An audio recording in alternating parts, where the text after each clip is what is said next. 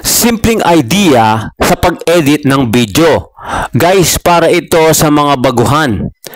Sa pag-edit ng video gamit ang simpleng software tulad ng iMovie para sa mga Mac o Apple users, Windows Movie Maker naman para sa mga Windows o kaya naman gamit ang CapCut sa iyong Android phone. Ang unang hakbang, ang pag-import ng iyong eksena o video clip sa loob ng editing tools.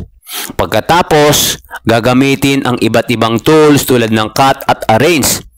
I-organize ang iyong mga video base sa iyong mga plano at script. Ang pag-cut naman ay ang nangangahulugang pagtanggal ng mga hindi kailangang bahagi ng video.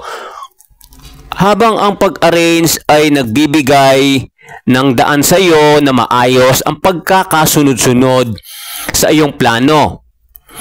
I-trim ang hindi kailangang bahagi at magdagdag ng mga transition para sa maayos na paglipat mula sa isang eksena patungo sa isa.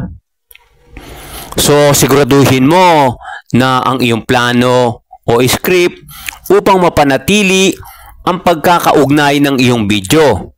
Ang simpleng software ay nagbibigay daan sa madali at mabilis na paggawa ng iyong content at makakatulong sa iyo na ma-achieve ang eksaktong mensahe o emosyon na nais mong iparating sa iyong manonood.